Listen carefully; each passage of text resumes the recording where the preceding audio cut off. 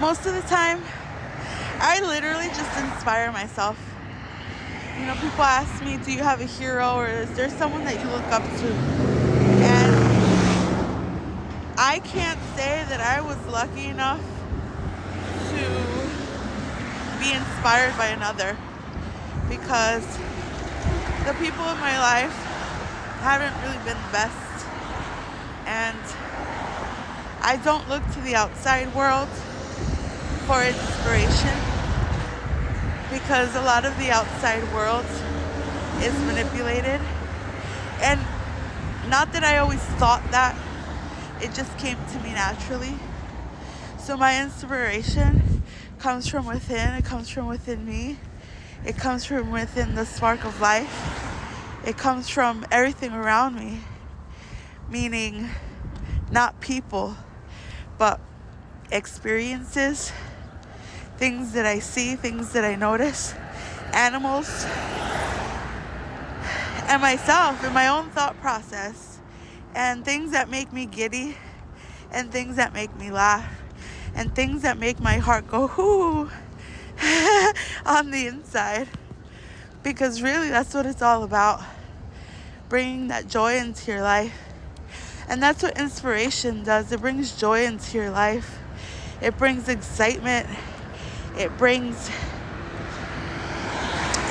energy. It energizes you into stepping up, into stepping forward, into an elevated version of you.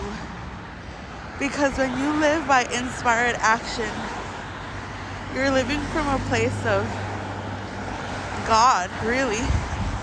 Because at the end of the day, we're all little versions of God.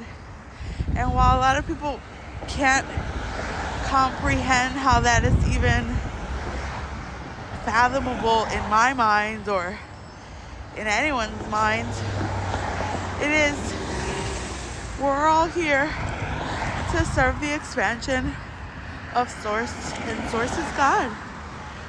And so in reality, I inspire myself most of the time, and it makes me happy, it makes me giddy, and it makes me excited to share with you.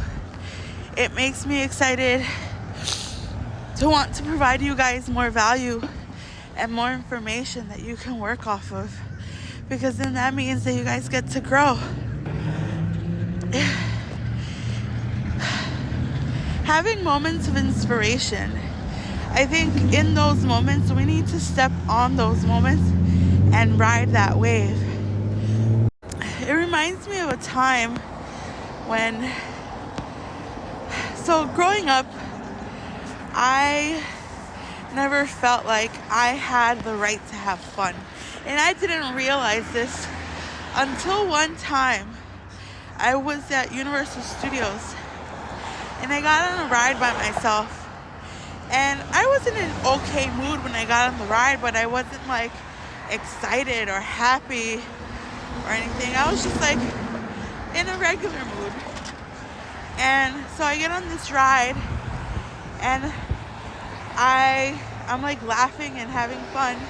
And I didn't realize I was laughing and having fun until there was a moment of pause within the ride where it kind of slowed down. And I said, oh my God, I'm having so much fun. And in that moment, when I acknowledged and I recognized that I was having fun, I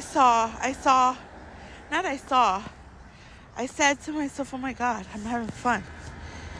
And all of a sudden, I shut down. My face went back to being a straight face. The smile dissipated. And in that moment was when I realized, I said, oh my God, I don't actually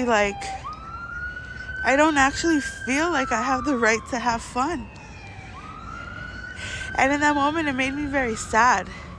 And this happened actually years after I had been on my healing journey.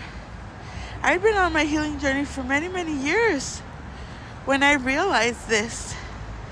So it's like You know, the healing, the growing, the learning, it never ends. It constantly keeps on going.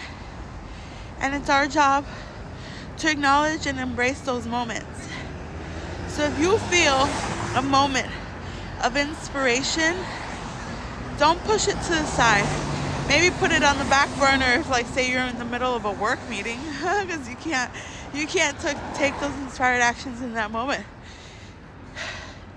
But keep that excitement alive in that realization that, oh my God, I'm inspired to do this. I want to go in that direction. And you do that. There's also moments of inspired action through no action. And those moments are important too. But it's important and it's vital to realize when to take action and when to not take action. So, you feel those nudges, don't push them away. Acknowledge them, embrace them, work with them, and be excited. Because those nudges, yeah, they're coming from you, but they're also coming from up there. I'll talk to you guys later. Bye.